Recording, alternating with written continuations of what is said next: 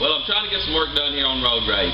I've got a lot of my interior in. You can see I got my seat sitting in there. I've got my console in there and my gauges and stuff, and I'll kind of show you how that's looking, my steering wheel. But on the outside here, I'm going to slick the side of the car. So I'm going to get rid of my outside mirrors.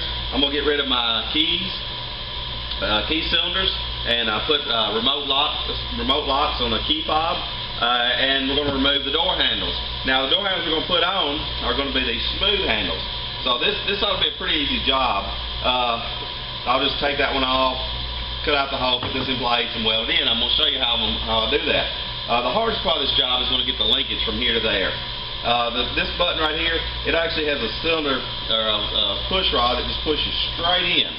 Well, this one here, when I put it on this door, it's going to turn it about 30 degrees. And then instead of having just a straight push, it's a swinging motion. So in their instructions, they say all you got to do is put a 1/4 inch bolt on that. Well, that doesn't work. So I'm going to have to, being that this one pushes inside there, that actually strikes and goes up. And then you got this that's pushing it forward. So you're trying to take something that actually is pushing in and swinging up to something that's got to be turned and pulling forward. So I'm really not sure how their directions are saying that that's supposed to work, but I'll show you how I get around that. Alright, now inside here you can see where my push rod pushes in on that and then and pushes the door open.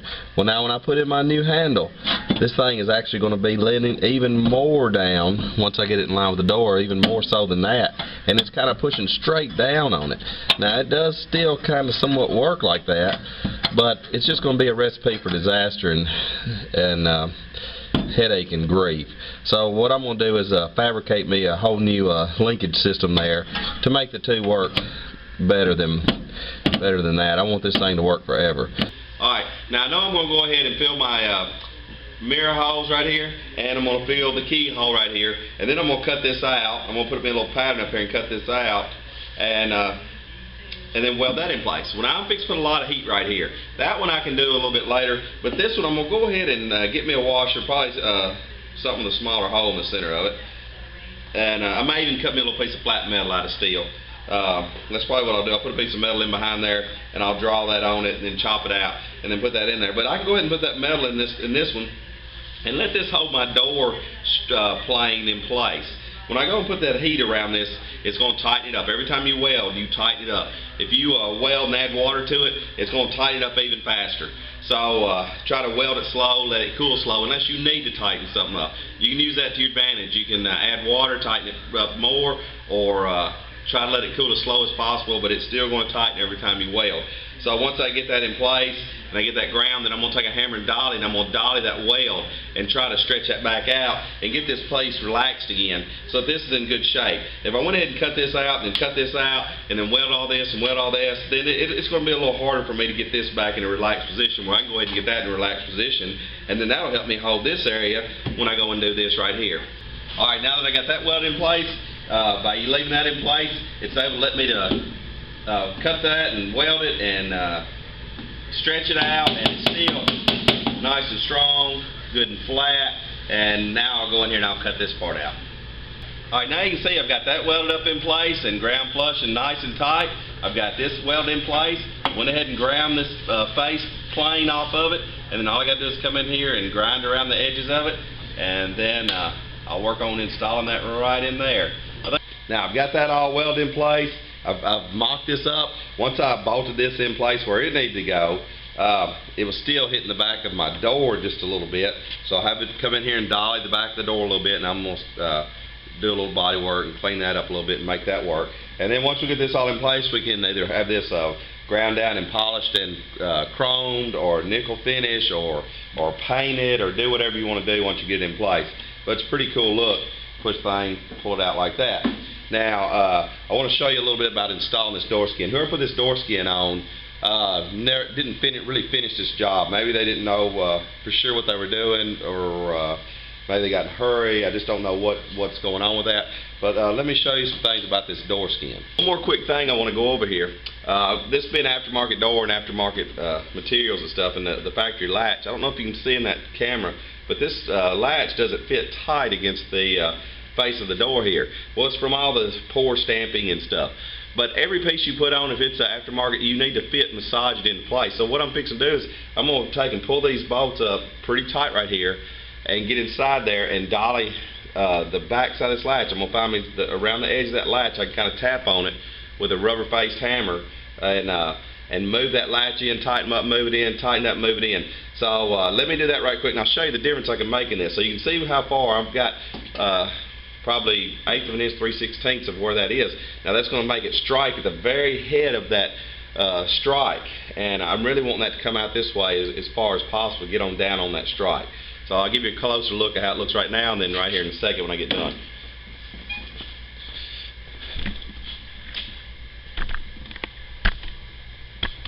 And you can see the gap right there, how much I've got to go. Now let me move that, and I'll show you how much better that'll look in a second.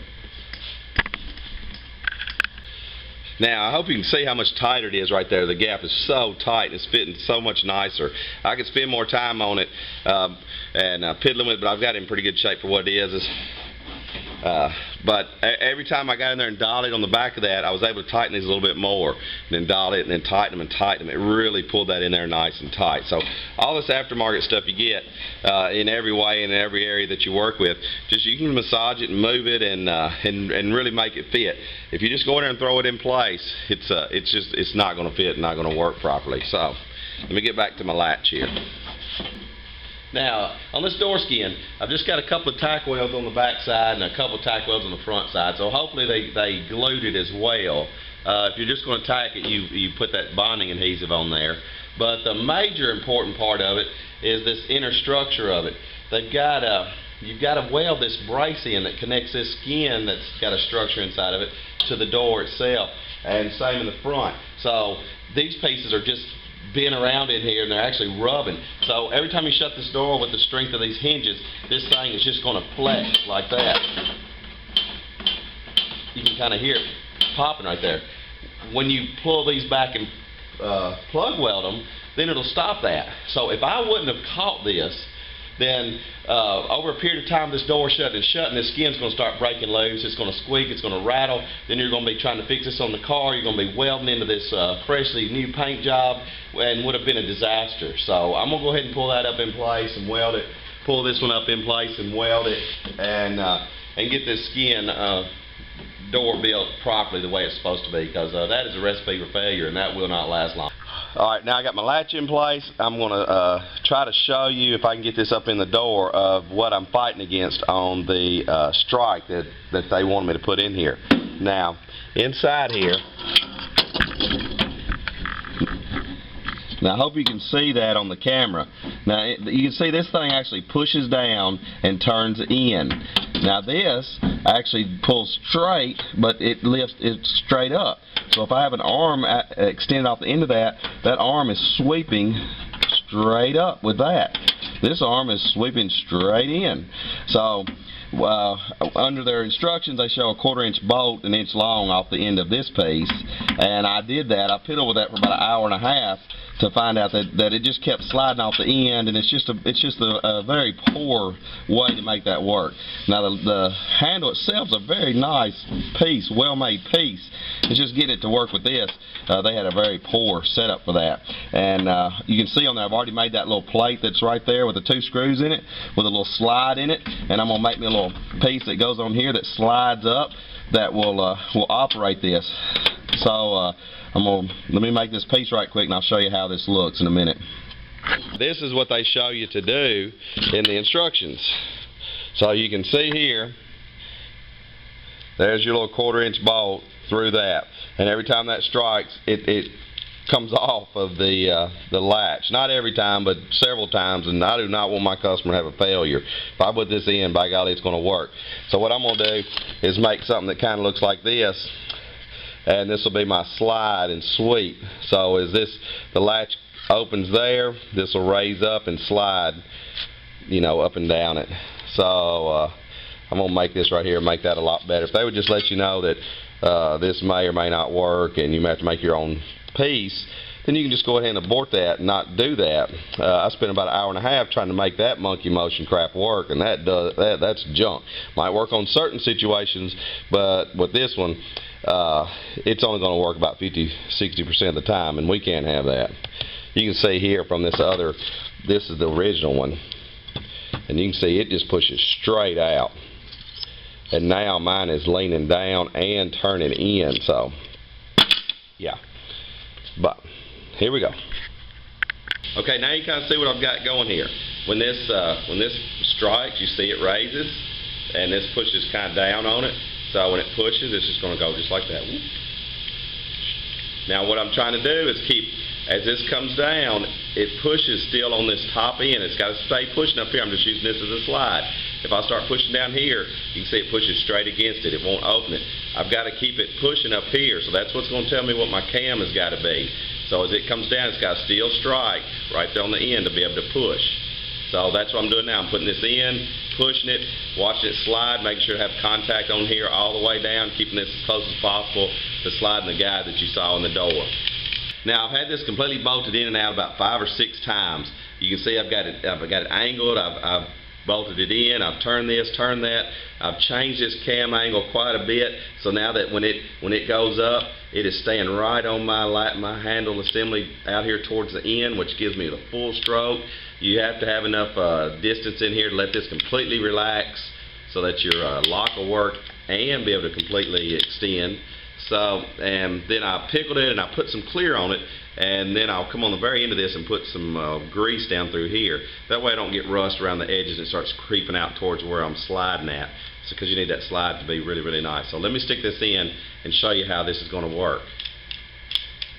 A lot better than a 1/4-inch bolt trying to just flangle out there. Okay, I've got it in place, so let me see if I can slide this camera in the door and show you how this works.